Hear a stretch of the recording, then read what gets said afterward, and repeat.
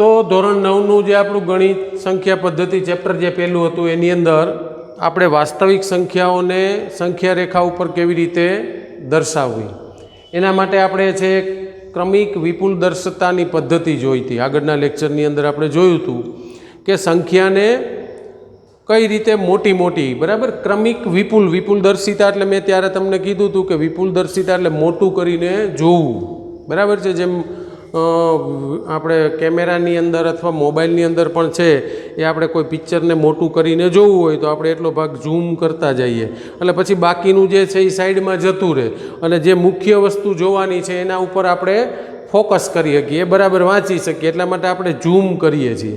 તો બસ આ જે ઝૂમ કરવાની વાત છે એ જ વાત અહીંયા છે વિપુલ દર્શિતા એટલે મોટું કરીને એનું દર્શન કરવું એટલે વિપુલ દર્શિતા કહેવાય। ક્રમશઃ તો ક્રમશઃ સંખ્યાઓ કઈ રીતે એને આપણે છે એ ભાગની અંદર વહેંચવી એ આપણો મુખ્ય મુદ્દો છે અહીંયા શીખવાનો। અહીંયા એક ઉદાહરણ આપણી પાસે છે, આગળ પણ આપણે એક ઉદાહરણ જોયું હતું કે 2.63 ઉપર એટલે કે 63 જે સંખ્યા છે એની ઉપર એક લીટી આપેલી છે અને આપણે એને વાંચીએ છીએ 12 તરીકે। એનો મતલબ કે આ જે ભાગાકાર છે એ ભાગાકારની અંદર પોઈન્ટ પછી 63 આવી સંખ્યા વારંવાર રિપીટ થાય છે। એનો મતલબ કે આ જે ભાગાકાર છે આ જે દશાંશ નિરૂપણ છે એ કેવું છે તો કે અનંત અને આવૃત પ્રકારનું છે બરાબર છે। દશાંશ નિરૂપણ છે એ કેવા પ્રકારનું છે તો કે 2.63 આની ઉપર 12 એનો મતલબ કે આવું લખી શકાય 2.63 કેવો છે એનો ભાગાકાર અથવા દશાંશ નિરૂપણ કેવું છે તો કે અનંત છે બરાબર છે અને આવૃત પણ છે કારણ કે વારંવાર એકની એક સંખ્યાનું જૂથ રિપીટ થાય છે એટલે આવૃત છે। અનંત અને આવૃત છે એટલે સંખ્યા કેવી છે સમય સંખ્યા છે। તો 2.63 એટલે આપણે એનું સંખ્યા સ્વરૂપ લખ્યું દશાંશ અભિવ્યક્તિ તરીકે આવી રીતે દર્શાવી શકાય। દશાંશ પછી અસંખ્ય ચાલે છે ભાગાકાર અસંખ્ય રીતે ચાલે છે પણ અહીંયા આપણને એવું કીધું છે કે સંખ્યા રેખા ઉપર કેટલું બતાવવાનું છે તો કે 4 દશાંશ સ્થળ સુધી બતાવવાનું છે। 4 દશાંશ સ્થળ એટલે દશાંશ સ્થળ પછીની કેટલી સંખ્યા લેવાની છે 4 બરાબર છે। એનો મતલબ કે 4 સુધી લઈએ તો કઈ સંખ્યા બને 2.63 4 સુધી લેવાની છે। આગળ અસંખ્ય એટલે કે અનંત રીતે ભાગાકાર આલે છે પણ 4 તો તમને દાખલાઓની અંદર ઘણી વખત દશાંશ સ્થળ પછી 4 દશાંશ 2 દશાંશ સ્થળ સુધી અથવા 3 દશાંશ સ્થળ સુધી અથવા 4 દશાંશ સ્થળ સુધી દાખલો કોઈ પણ રીતે તમને પૂછી શકાય। અહીંયા આપણે જે છે એ 4ની વાત કરીએ છીએ પછી હવે બીજા દાખલાઓ છે એ પ્રેક્ટિસ કરશું કે જેની અંદર છે એ દશાંશ સ્થળ 2 દશાંશ સ્થળ અથવા 3 અથવા 4 આમ તો મેં સીધું 4નું ઉદાહરણ લીધું છે તમને કદાચ પહેલાં 2 કે 3નું ઉદાહરણ તમારે ગણવાની પ્રેક્ટિસ કરીએ પછી 4 સુધી જઈએ તો વાંધો ન આવે કંઈ વાંધો નહીં આપણે પછી ગણીએ છીએ પહેલાં 4 દશાંશ સ્થળ સુધીનો દાખલો ગણીએ છીએ। તો 4 દશાંશ સ્થળ સુધીની આપણી રકમ થઈ ગઈ 2.63 આને આપણે સંખ્યા રેખા ઉપર દર્શાવવાની છે।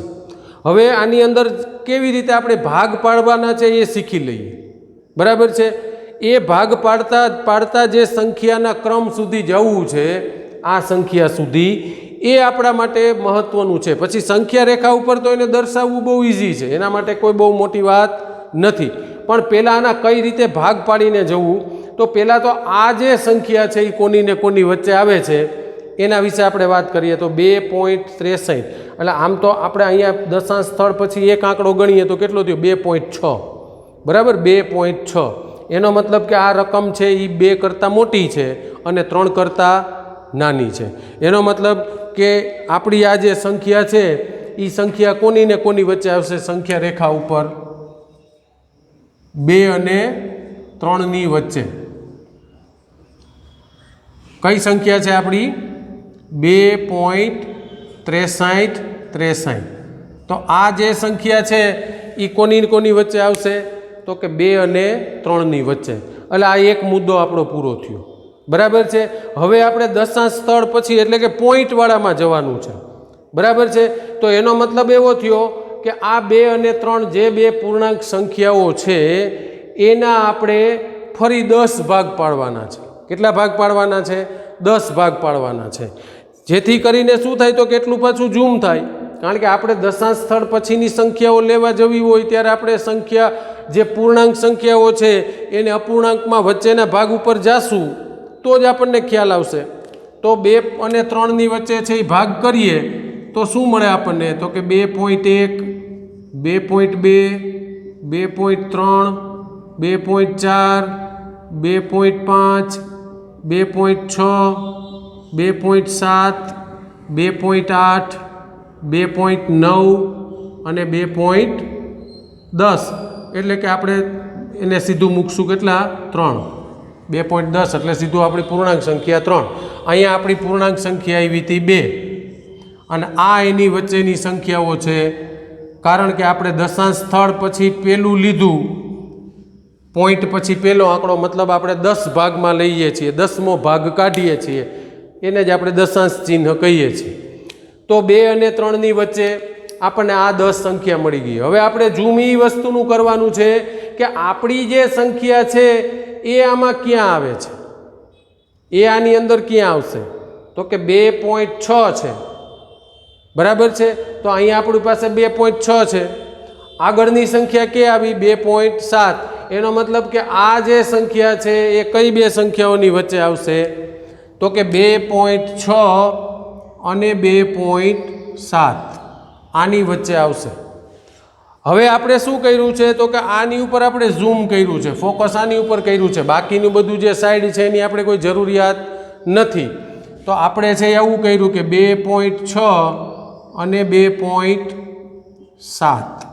તો આ 2.6 અને 2.7 આના જ્યારે તમે ભાગ પાડો, બરાબર છે, આ બે સંખ્યા મળી ગઈ. હવે આ જે બે સંખ્યાઓ છે, હવે તો કે બીજા દશાંશ સ્થળ સુધી જાઓ છો, મતલબ કે આના પાછા 10 ભાગ પાડવાના તમારે, બરાબર છે. તો 2.6 અને 2.7 ના 10 ભાગ શું પડે? 2.6 અને 2.7 ના 10 ભાગ પાડીએ તો શું મળે? તો કે 2.6 પછી એટલે કે 61, 2.62, 2.63, 2.64 આવા ભાગ પડે. તો ફરી પાછા આપણે એ 10 ભાગ સુધી જવાનું છે અને જોવાનું છે કે આપણી સંખ્યા એ બેની વચ્ચે ક્યાં આવે છે, બરાબર છે. એમ ક્રમિક રીતે આપણે એ ક્યાં ક્યાં આવતી જાય છે એ દર્શાવવાનું થાય છે. તો ફરી પાછા આપણે આ વસ્તુને આપણે સંખ્યા રેખા ઉપર તો દર્શાવવાની જ છે. એ આપણો શીખવાનો જે મુદ્દો છે એ છે સંખ્યા રેખા ઉપર કઈ રીતે દર્શાવવું. પણ પહેલાં આપણે એ સમજી લઈએ કે એ સંખ્યાને ક્રમશઃ દશાંશ સ્થળ પૂછી ભાગમાં વેચતા જઈએ તો એ ક્યાં એકચ્યુઅલી આવે છે, કઈ જગ્યાએ આવે છે, એ સ્થાન તો નક્કી કરવું પડશે.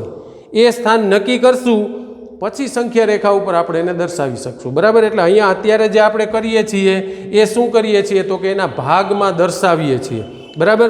તો 2.6 અને 2.7 છે એના આપણે ભાગ પાડીએ તો આપણને શું સંખ્યાઓ મળે? તો કે 2.61, 62, 2.63, 2.64, 2.65, 2.66, 2.67, 2.68, 2.69 અને 2.70. 2.6 અને 2.7ની જે સંખ્યા હતી એના પણ આપણે 10 ભાગ પાડ્યા, બરાબર છે. એટલે આપણને આવી 10 સંખ્યાઓ, 10 ભાગ સ્વરૂપની સંખ્યાઓ મળી ગઈ કે 2.61, 62, 63, 64, 65, 66 આ રીતે. હવે તો કે હવે ફરી પાછું આપણી સંખ્યા છે એના ઉપર જોવાનું છે કે આપણને આ સંખ્યા ક્યાં મળશે. આ જે સંખ્યા છે 2.63, તો આમાં ક્યાં મળશે? આ તો 2.64 થઈ ગયું. પછી તો કે એ તો એનાથી મોટી સંખ્યા, આ તો કે 2.62 નાનું થઈ ગયું. તો આપણને ક્યાં સંખ્યા મળે? તો કે 2.62 અને 2.63 અને 2.64ની વચ્ચે આપણને આપણી સંખ્યા મળશે. આ ભાગની અંદર મળશે, બરાબર છે. હવે તો કે ફરી પાછું આપણે અહીંયા ઝૂમ લઈ જઈએ છીએ. હવે તો કે આગળ પાછળની સંખ્યાઓની આપણે કોઈ જરૂરિયાત નથી. આપણી પાસે જે સંખ્યા આવી એ આવી કે 2.63 અને 2.64. આની વચ્ચેની જે છે એ આપણી પાસે સંખ્યા આવી. આપણી જે સંખ્યા છે એ આની વચ્ચેની છે. બરાબર છે. તો કે હવે શું કરવાનું છે? તો કે આના ફરી પાછા 10 ભાગ પાડવાના છે. આ દશાંશ સ્થળ પછી 2 સુધીની સંખ્યા આવી, આપણે 4 સુધી જવાનું છે. એનો મતલબ કે 4 વખત ભાગ પાડવાના. તો આના ફરી પાછા આપણે 10 ભાગ પાડશું. તો આના ફરી પાછા 10 ભાગ પાડીએ તો આપણને કયા ભાગ મળે? કયા ભાગ મળશે આપણને? 2.63 અને 64 ની વચ્ચે. તો ફરી પાછું 1 થી શરૂ કરો. 631 આ છે 640, તો 31 થી શરૂ કરવાનું. 2.631, 632, 600 2.633, 2.634, 2.635, 2.636, 2.637, 2.638, 2.639 અને 2.640. એટલે કે આ 2.64 છે. આગળ 2.63 આવ્યું. તો 2.63 અને આ આવ્યું આપણું 2.64. હવે આની વચ્ચે જોવાનું છે કે આપણી જે સંખ્યા છે 2.63, તો આ કોની કોની વચ્ચે જશે? આ કોની કોની વચ્ચે જશે? તો કે જુઓ 2.63 એટલે કે 636. હવે અહીંયા આપણો 636 તો આવી જ. બરાબર છે. 636 પછી 637, અહીંયા આપણું 636 છે. પછીનો એક આંકડો છે, એનો મતલબ કે આપણી જે સંખ્યા છે એ કોની કોની વચ્ચે ગઈ? તો કે 2.636 અને 2.637. આ બંનેની વચ્ચે ગઈ. હવે તો કે ફરી પાછું આપણે અહીંયા ઝૂમ કરવાનું છે. આગળ પાછળનું બધું કાઢી નાખવાનું છે અને આ બધાની વચ્ચેનું જવાનું છે. ખાલી આ જ બે સંખ્યા આપણે લેવાની છે. કઈ? તો કે 2.636 અને 2.637. ફરી પાછા આના 10 ભાગ પાડવાના છે. ફરી પાછા આના 10 ભાગ પાડવાના. તો ફરી કંઈ કરવાનું નથી. અહીંથી પાછું 1 થી શરૂ કરવાનું છે. 1 2 3 4 5 6 7 8 9 અને છેલ્લે પાછો આંકડો આવી જાય, કારણ કે અહીંયા 6 છે, અહીંયા 7 છે. તો આના તમે ભાગ પાડશો એવું થશે. તો કે 2.636 પછી 1 એટલે 2.63 61, 2.63 62, 2.63 63, 2.63 64, 2.63 65, 2.63 67, 2.63 68, 2.63 69 અને 2.63 70. એટલે કે 2.636 અને 2.637. હવે તમને તમારી પ્રોપર સંખ્યા એટલે કે આપણને આપણી પ્રોપર સંખ્યા મળશે. ક્યાં છે? તો કે 2.63 તો આ જે આપણી છે 2.63 આ આપણી પ્રોપર સંખ્યા છે. બરાબર છે. પોઈન્ટ પછી કેટલા દશાંશ સ્થળ સુધી શોધવાનું હતું? 4. તો પેલા કોની કોની વચ્ચે પહેલો ભાગ લીધો? 2 અને 3 ની વચ્ચે. બરાબર છે. પછી તો કે 2 અને 3 ની વચ્ચે છે એ 10 ભાગ પાડ્યા એટલે 2.1. એમાં ફિક્સ કરવાનું કે આ સંખ્યા ક્યાં આવે? તો કે 2.6 અને 2.7 ની વચ્ચે. ફરી પાછું એની ઉપર ઝૂમ કર્યું તો 2.6 અને 7 ની વચ્ચે કઈ સંખ્યાઓ મળી? તો કે 2.61 62 63 64 થી લઈને 70 સુધી.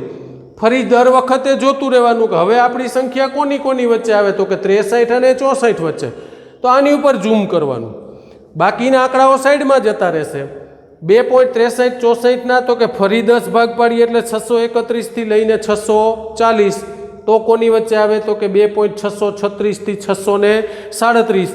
ફરી એના 10 ભાગ પાડ્યા એટલે આપણને આપણી જે સંખ્યા છે મળી ગઈ. હવે આ વસ્તુ ક્લિયર થઈ જાય પછી તમારે એને સંખ્યા રેખા ઉપર દર્શાવવાનું છે. તમને સામાન્ય દર્શાવી દઉં કેટલી વખત થશે તો કે અહીંયા તમે જેટલી વખત ભાગ પાડ્યા છે એટલી સંખ્યા રેખા થશે. કેટલા વખત ભાગ પાડ્યા તો કે 1, 2 અને 3ની વચ્ચે પહેલો, પછી 2.1 વાળો બીજો, 6 અને 7 વાળો એટલે ત્રીજો, આ થયો ચોથો, આ થયો પાંચમો. એટલે તમારે 5 અલગ અલગ સંખ્યા રેખા ઉપર આ વસ્તુ દર્શાવવી પડે. એટલે તમે પહેલી સંખ્યા રેખા છે એ દર્શાવો તો એની અંદર છે એ તમારે 0, 2 અને 3 જે ભાગ પાડ્યો એ. પછી તો કે પછીની જે સંખ્યાઓ છે એને ઝૂમ કરીને બાકીનું મૂકી દેવાનું છે. 2 અને 3ની વચ્ચેના જે 10 ભાગ છે એ બતાવવાના છે 2.1 થી લઈ અને 2.9 અને 3 સુધી. પછી ત્રીજી સંખ્યા રેખા છે એને તમે ઝૂમ કરીને બતાવતા જાઓ અને આપણે કેવું લેવાનું છે 2.61, 2.62 વાળું તો કે આ 2.61, 2.62 થી લઈને 2.70 સુધી. ફરી ચોથો ભાગ પાડ્યો છે તો આપણે ચોથી સંખ્યા રેખા દર્શાવવાની છે. એની અંદર તો કે 2.636, 637 તો આ ભાગ બતાવવાના છે 2.631, 632, 637 વાળો. અને છેલ્લે જ્યારે તમે ચોથો ભાગ બતાવ્યો તો એ તમારી છેલ્લી જે સંખ્યા રેખા થાય એની અંદર કોની ને કોની વચ્ચે આવે છે તો કે 2. કેટલા હતા આગળ 63, 62 અને 2.63, 64 અને આની વચ્ચે આપણી સંખ્યા આવે છે 2.63, 63. તો આ જે ભાગ છે એટલો આપણે બતાવવાનો છે. તો હંમેશા યાદ રાખો કે અહીંયા 4 દશાંશ સ્થળ સુધી બતાવવાનું, એમાં 1 ઉમેરવાનો એટલે 4 ને 1 કેટલા થયા 5. તો તમારે 1, 2, 3, 4 અને 5 સંખ્યા રેખાઓ દોરવાની થાય. દશાંશ સ્થળ પછી 3 કીધા હોય તો 3માં 1 ઉમેરો તો 4. તો તમારે કેટલી સંખ્યા રેખાઓ દોરવી પડશે 4. 2 કીધા હોય તો એમાં 1 ઉમેરવાનો તો કેટલી બતાવવાની 3. એટલે મુખ્ય વસ્તુ એ છે કે આના તમે જે ભાગ પાડતા જાઓ દશાંશમાં 10 વડે ભાંગીને એમાં તમે ચોક્કસ સંખ્યાના ભાગ દર્શાવતા જો શીખી જાઓ તો તમને સંખ્યા રેખા ઉપર તો પછી બસ આટલો ભાગ ઝૂમ કરીને જ બતાવવાનો છે. પહેલી સંખ્યામાં આટલો ભાગ ઝૂમ કરીને બતાવવાનો, બીજી સંખ્યામાં આટલો ભાગ ઝૂમ કરીને બતાવવાનો, ત્રીજી દોરો એમાં આટલો ભાગ ઝૂમ કરીને બતાવવાનો, ચોથામાં આટલો દર્શાવવાનો અને પાંચમામાં આ દર્શાવવાનો છે. જે સંખ્યા જ્યાં આવે છે એની આજુબાજુની 2 સંખ્યા લખી અને ઝૂમ બાકીનું સાઈડમાં જે એ બતાવવાનું નથી. આખી સંખ્યા રેખા દોરવાની નથી કે દરેક વખતે બધા આંકડા લખવાના નથી. માત્ર જો અહીંયા મેં માર્ક કરેલા છે કે ક્યાં ક્યાં આવતું જાય છે 2 અને 3ની વચ્ચે એટલે 1, 2, 3, 4 અને 5. તો 5 સંખ્યા રેખામાં દરેક વખતે આ. હવે બીજી દોરો તો 2 અને 3 ખાલી 10 ભાગ દર્શાવો, વચ્ચે બતાવો. ત્રીજી દોરો ત્યારે આ ભાગ બતાવવાની જરૂર નથી, આ 10 જ ભાગ બતાવવાના છે અને આ ભાગ વચ્ચે બતાવવાનો છે. ચોથી વખત દોરો ત્યારે માત્ર આ 10 ભાગ બતાવવાના છે અને આની વચ્ચે છે. અને પાંચમી દોરો ત્યારે આ 10 ભાગ બતાવવાના છે. પછી અહીંયા 2 કે 3 કે એવું લખવાનું નથી. જે 10 ભાગ પાડો છો એ 10 જ ભાગ દર્શાવવાના છે. પણ એ 10 ભાગ કેવી રીતે સ્ટેપ બાય સ્ટેપ પડે છે એ પહેલાં તમે ક્લિયર હોવા જોઈએ કે ક્યાં આવે છે. પછી જે 10મો ભાગ બતાવે છે એ જે અહીંયા મેં રાઉન્ડ માર્ક બધે ચોરસ કરેલા છે એને તમે બરોબર જુઓ અને એના ભાગ પાડતા જાઓ. ભાગ પાડવામાં કાંઈ નથી, દરેક વખતે 0.1થી ચાલુ જાઓ. 0.1 પછી 6 હતો તો 61, 62, 63, પછી અહીંયા 63 હતો તો આની પાછળ 1 લખ 631, 632, 633, 640 સુધી.